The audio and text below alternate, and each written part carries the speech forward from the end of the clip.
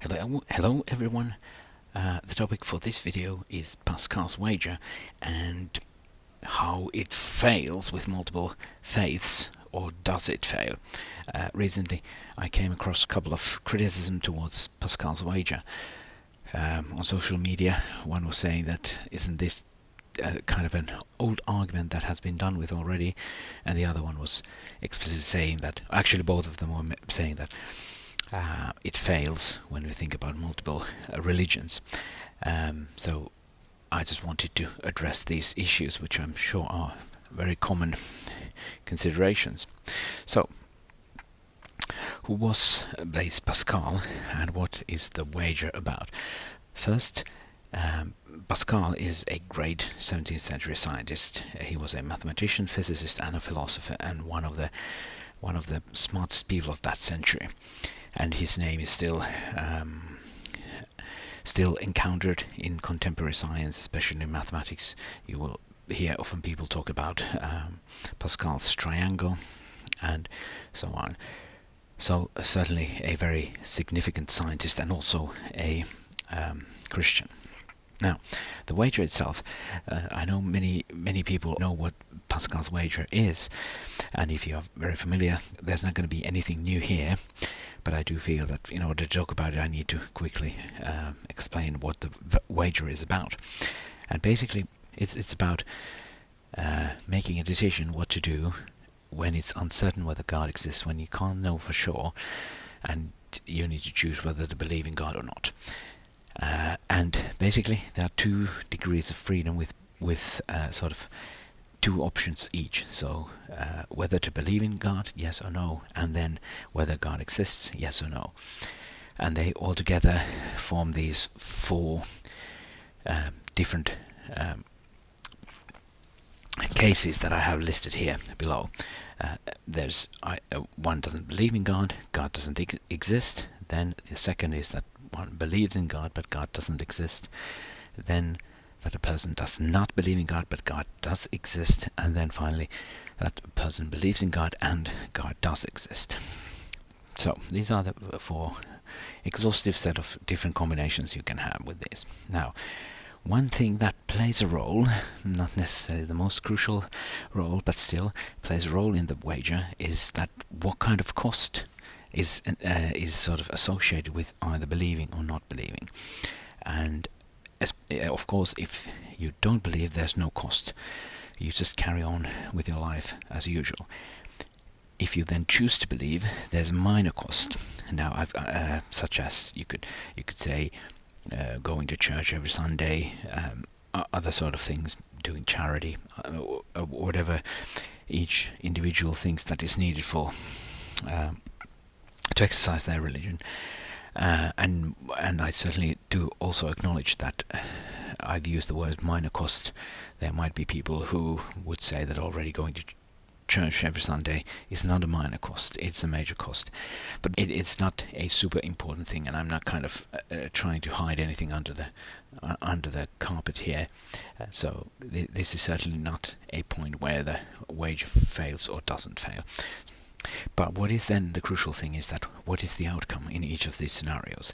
And of course, if God doesn't exist and you don't believe in God, there's nothing happens in the end, so there's nothing there. If you believe that God exists but God doesn't exist, then you spend your life in minor inconvenience, like going to the church in vain. But then what really matters is the last two scenarios where you don't believe in God but God exists, which then would incur infinite penalty.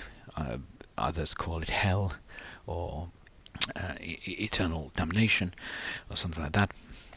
And then of course the best situation is that God exists and you believe, in which case you have infinite reward. Some call it heaven or kingdom of God, or whatever you might call it. But yeah, what exactly is hell and heaven, and how it's still, I think, very active debate among Christians, for example, what that means. And I don't want to go into that discussion now, so I've just chosen the words infinite penalty and infinite reward. And now if we sort of even quite intuitively, if we just consider the options, it's quite clear that the best choice here is to just choose to believe in God, because the worst case scenario is that there will be minor inconvenience in your life, but the best case scenario is that there's infinite reward. And then again, if you choose not to believe, nothing may happen, but also you may have infinite penalty. So therefore, choosing to believe is actually the best choice. Now, that's a summary of what the wager tells. Now, what's the interpretation? How should we apply this? Is another topic. And before going into that, I just wanted to acknowledge a couple of things. So, there's a video by Glenn Scrivener on YouTube. I have included the thumbnail here. This video is excellent. I recommend watching it. It has very much affected my thinking. And in that video, he's also interviewing the author of this book, Pascal, book by Graham Tomlin. And I must be honest, I haven't read the book, so just to be perfectly transparent, not to be caught, but I just thought it's worth a little promotion, because the author was in the video, and it certainly has affected my views. So I can't claim to be an expert on history of Blaise Pascal or know him as a person too much, but I think that doesn't mean that I couldn't sort of discuss the logical sides of the wager itself. So I don't think I'm unqualified to discuss this topic, even if I haven't read the book. But let's see. So, what is Pascal's wager, and maybe more importantly, what it isn't? So, first of all, it's not a proof of God's existence. I think this is a very, very common mistake, and I think many people still kind of miss the point, and maybe sort of think it that way, although it's quite clear that it is not the case, because if you look at the wager as I presented it, it's already built in with the premises that you don't know whether God exists. That's the basic situation. There are options. God exists, God doesn't exist, and the question is, what should you do? So it's built in the problem, or the wager, the possibility that God does not exist. So it couldn't be more clear that this is not a proof for God's existence. The other thing, what it is not, is a proof that Christianity is somehow true. And the way you can see this is that it's very, very sort of invariant in terms of religious dogmas. Only the eschatology matters in terms of what is the final judgment, what does that entail. But other than that, it makes no mention of any kind of forgiveness, resurrection, Jesus, any of that. There's nothing specific to Christianity. The only thing about the religion that matters is the eschatology. So it's not an argument to say that Christianity is true.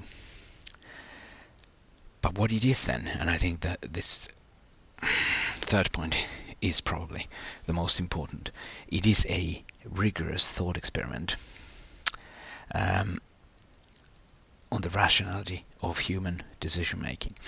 And I would imagine that at the time when this wager was presented, or Pascal thought about it, the choices were pretty much sort of Christianity or atheism. And I would imagine, at least in modern times, the atheists are particularly the people who rely on science, rationality, evidence. Everything is evidence-based, and everything is rational. And that's the whole argument, that we don't need any magic belief systems to tell us what to do, because we are rational. All we need is science and enough evidence and empirical knowledge, and we can decide about everything.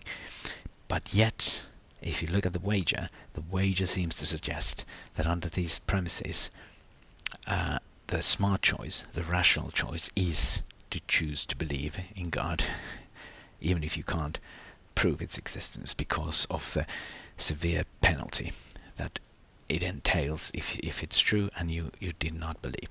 Now, this brings me to a point that has been one of those things that has been Pascal's wager has been criticized for, which is that do you really think that the God is so gullible that you could just look at the wager and say, okay, then I believe because of this wager, and therefore you would be saved and receive the infinite reward instead of infinite penalty.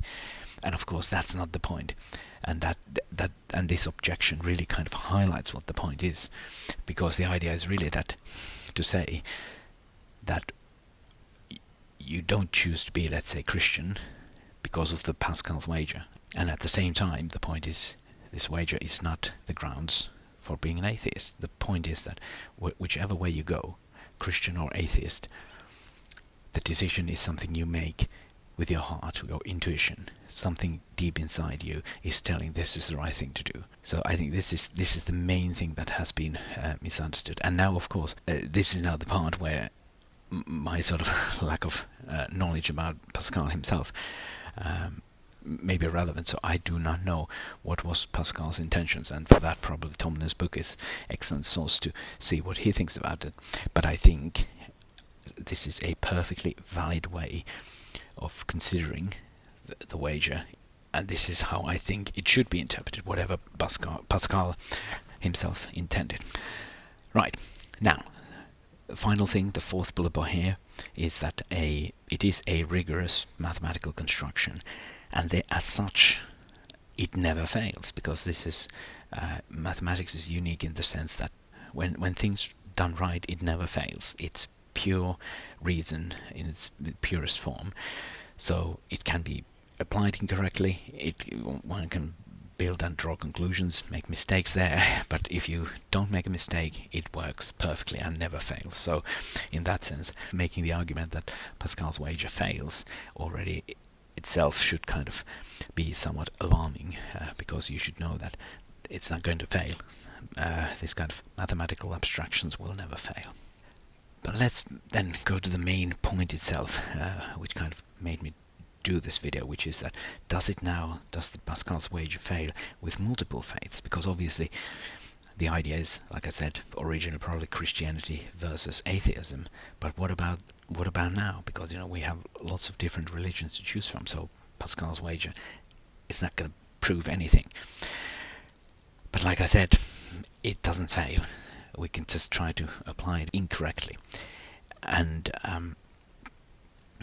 indeed, as I said earlier, that the only thing that matters for this Pascal's wager is the eschatology. Otherwise, it's invariant in terms of religion. And the basic form I have here now on this slide is atheism versus Christianity. And because of the quite dramatic eschatology, infinite reward, infinite penalty, it will tell to sort of choose Christianity. But what about other religions then? Now, let's take something like Greco-Roman mythology. Now, I can't claim to be an expert on this, and I may be making wrong judgments here. So please do take a grain of salt with what I'm saying here. But my understanding is that when it comes to Greco-Roman mythology, for example, there is no similar eschatology in terms of there being a final judgment the same way, or even in sort of an analogous way to Christianity. My understanding was that this Greco-Roman mythology was more like a variety of different gods that you try to appease during your lifetime, and if you made those gods happy, then you would prosper in this life. But it was not so much about final judgment and eternity as such. So I may be wrong about this, but if that is true, then in that case Pascal's wager will also work between Christianity and such religion, and it will choose Christianity. And again, the fundamental thing that makes this happen is the dramatic eschatology in Christianity. Now, you can also, of course, replace this Greco-Roman mythology, if I got it wrong, with any kind of religion which doesn't have this kind of final judgment type thing, which the religions that are more sort of philosophical, or maybe some sort of pantheistic, or whatever it could be. So I can't say I'm not enough of an expert in various religions, but anything that doesn't involve the kind of dramatic final judgment as Christianity, you can put anything there, and it will tell you to choose Christianity. But there are other religions who have the similar kind of dramatic eschatology as Christianity, and Islam is one of those. And Islam is very similar to Christianity in many ways, although it is of course fundamentally different. Both Islam and Christianity have the kind of the infinite reward, which I think Islam is usually referred to as paradise, and then you have the infinite penalty, which I think may be often called Gehenna in Islam, and also the term appears in the Bible, I think. So anyway, very similar in those terms, and therefore, if you formulate the Pascal's wager in a way that you ask, should you believe in the God of Islam or God of Christianity, it will not be able to make a distinction. And I suppose there could be some people saying that, okay, this is where the wager fails, but no, it doesn't. It's just it's just exactly does what it's supposed to be doing. And the main point here is that it would still, the Pascal's wager would still tell to choose either Islam or Christianity over atheism. In that sense, it can't distinguish between the two, but it will rationally imply that you should choose one of those. So if you wanted to use this to choose your religion, which I think is the incorrect way of using Pascal's wager, it suggests that atheism would be the most irrational choice. That's the point here. So when it comes to a discussion whether to be religious or atheist, then Pascal's wager does not fail. It won't tell you which religion to choose, but it will tell you not to be an atheist. So I think anyone who says that Pascal's wager fails deserves a bit more sort of careful scrutiny, because let's remember Pascal was one of the smartest people of the 17th century, and just to go ahead and say, that's a silly argument that we're done with already, is just very wrong. And oftentimes it's those people specifically who make this claim that Pascal's wager is a silly argument. It's those people who believe in science, who treasure scientific rationality and evidence-based reasoning, and ridicule belief systems. And they are attacking precisely one of the smartest people of the 17th century, one of the greatest scientists, mathematicians and philosophers of the time. So I think if I was an atheist, I think it wouldn't be unreasonable to demand a bit more respect towards such a great scientist. Right. I think that's about all. The point is that of this whole video is that we might not be as rational as we would like to think we are. God bless you all.